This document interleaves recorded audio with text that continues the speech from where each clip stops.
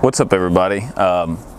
Just wanted to make this first video and give you an idea of the content that I'll be sharing, and a little bit of background information on me and my experience and what I have to offer.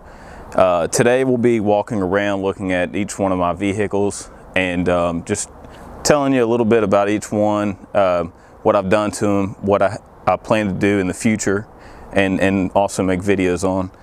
A little bit about me. My name is Yusuf, and I've been wanting for years to start a YouTube channel, and just kept putting it off and saying, oh, I'll do it once I get the right equipment, or I'll do it once I move to this house, or once I get this job done, or when I buy this next car.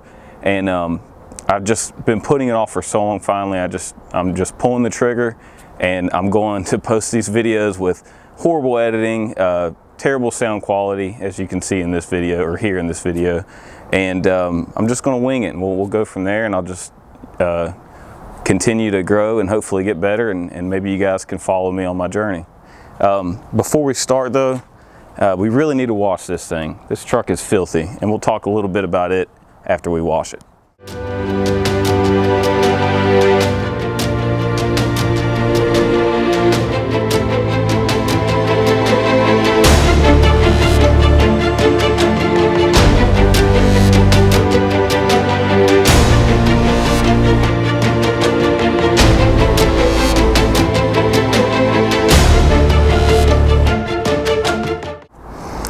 Alright guys, now that that's done, we can move on with the video and the garage tour / car tour. Just did a quick pressure wash, and just a little tip for anybody that is dealing with a muddy vehicle or truck. Don't wash it on your pavement. It will make a huge mess, and you'll be sitting there for another 20 minutes trying to clean your driveway off. If you do it in the grass, yeah, it tears your grass up a little bit over time, but you know, it's in my opinion, this time of year, who cares about grass? I just do it in the grass, and it soaks up all the mud, and you know, less cleanup. So anyways, so this is my 1993 Toyota pickup, DLX, and I bought it off a friend's dad, and it was in really bad shape when I got it. It had sat for like 4 years, had some rust issues, some bad brake lines, and the body looked really bad. I'm going to do a full video on this soon, but real quick, what I've done to it since I got it was replace the brake lines, change the oil. I took all the interior out and cleaned it up really well. This truck had a really clean interior. It literally just needed shampooed and everything. And I mean, it's obviously a little bit muddy right now. That's what I use the truck for, but inside is very, very clean. I didn't have to do anything in the interior. I did update to just a cheap Bluetooth head unit. And that's about it. Super clean truck inside. Needs a little bit of work on the outside to be considered clean, in my opinion. But for what it is, it's not bad. I also added the 33 1250 15s, mud terrains, got a full-size spare. Also added the roof rack and kind of modified a little bit to hold my spare. Also added the LED light bar, because light bars before lockers, right? And besides that, I haven't had to do anything else to it. I've just been wheeling it on weekends occasionally, and you know, hauling little stuff here and there. It's not a work truck by any means. I didn't buy it for that. I just bought it for the trails. But in the future, with this one, we're going to be doing a solid axle swap, getting rid of that horrible independent front suspension and torsion bar setup, and a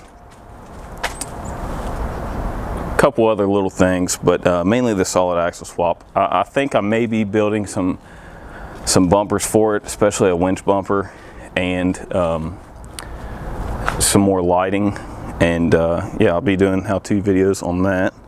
And next I'm just going to show you the family ride real quick. This is, if you've watched my other video on the cheapest E90 M3 in the world, this is what I traded it in on, was this 2013 GL550. If you're not familiar with the GL550 platform, they're an awesome family SUV and a great sleeper. It's actually a twin turbo V8. From the factory, they're 430 horsepower and over 500 foot-pounds of torque. And not to mention, they look amazing. They drive awesome. Family trips, like to the beach and stuff, we get like 20 miles per gallon. And I've also towed the E30 behind it to Ocean City, Maryland for H2O. And I've also towed a BMW F30 from South Carolina with it. And countless other things. It's an awesome all-around vehicle, and I feel like not many people know about them. I don't really have plans for this in the future. Like I said, it's the family vehicle. There is a Rentec, what do you call it? Programmer that is like an additional 100 horsepower just by plugging it. It's a plug and play, and you get like 100 horsepower, and I don't know how many foot-pounds of torque, but that's something you guys might be interested in seeing. Comment, let me know. It's something we could do in the future, possibly. Also, just for the heck of it, I thought about doing exhaust cutouts, because it does have a, you know, a throaty twin turbo V8, and it would sound awesome. So that's enough on the Mercedes.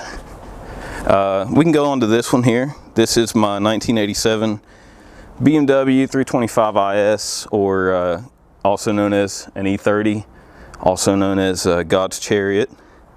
And this one is going to be a big part of the channel, I'd say, because I'm always working on it. I haven't done a lot lately on it, but I mean, all I've done this year so far is just add the BBS wheels, and those are just factory BMW wheels. They came on E39s mainly, and they're two-piece wheels. They've just been painted and polished and new hardware.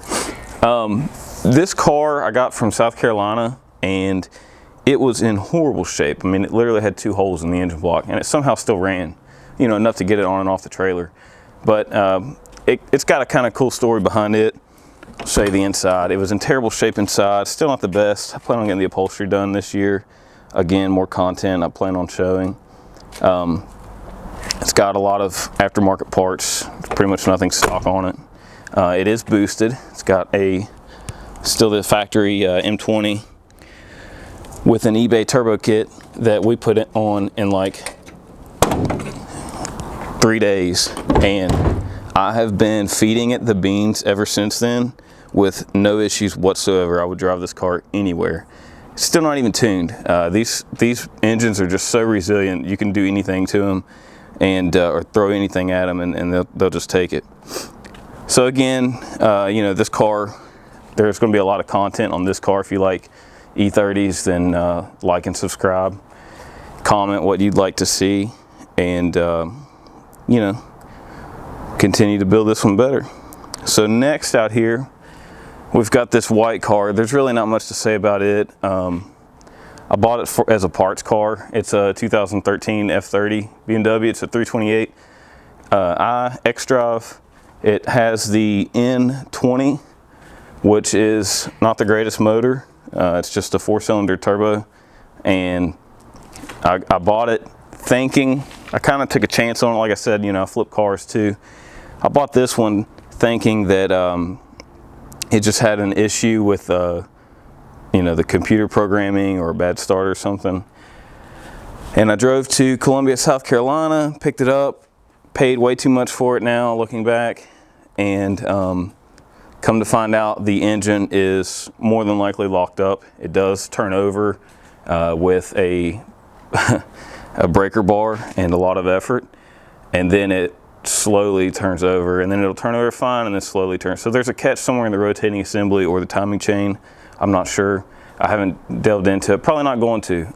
I plan on just partying this one out, and at the same time looking for like a wrecked one to use the body parts off this one to fix and then flip. Because this car, you know, it's a $10,000 to $12,000 car. I'm in it right now about $5,000, and like I said, not real sure what I'm going to do with it yet. I originally bought it as a flip. It's not really something I would you know, want to drive, but I would. I'm a BMW guy. Next, I'll show you my other F30. What can I say about the newer BMWs? They are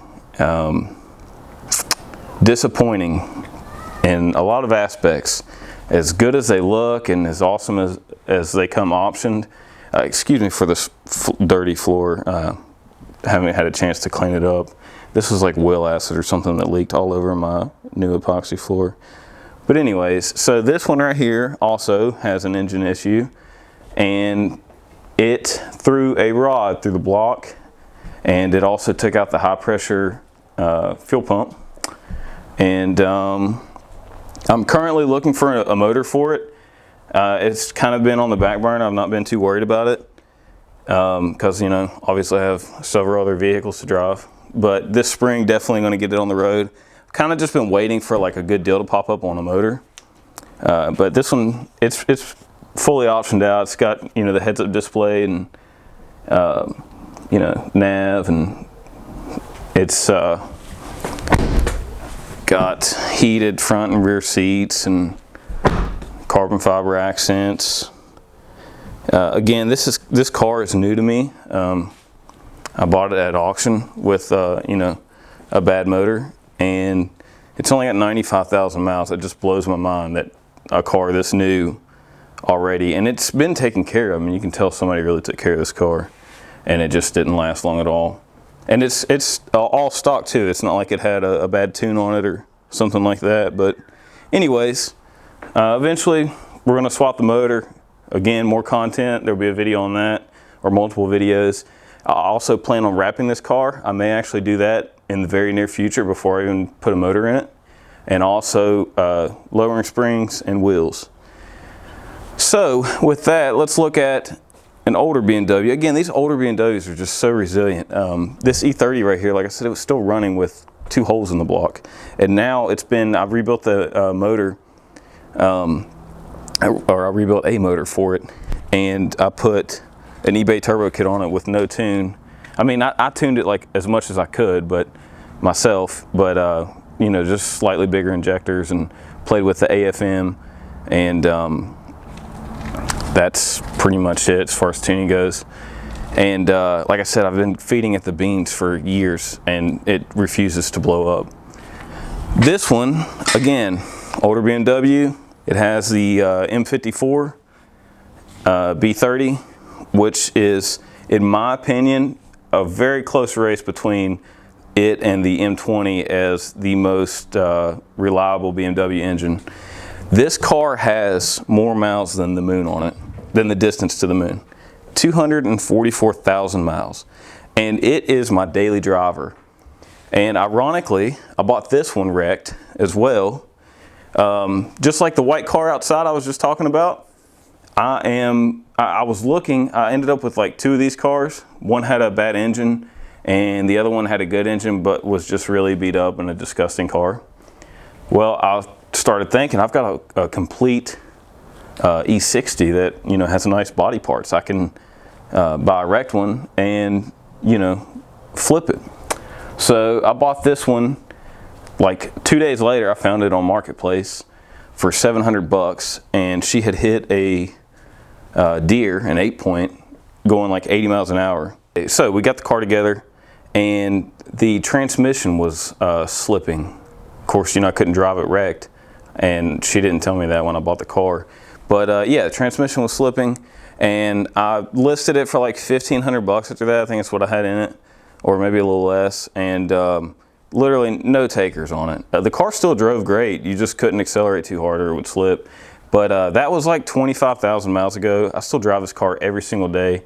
I love it. That's my quick garage tour. I do have a couple other vehicles that aren't here. I also have some jet skis.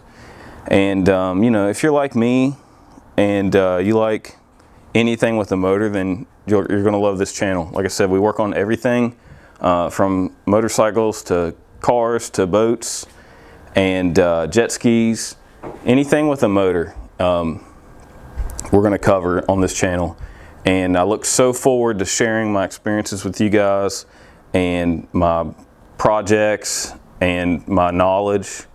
And if you like what you see so far, you know, like, comment, share, subscribe, and like I said, we'll grow together and we'll just share our knowledge with each other. Thank you.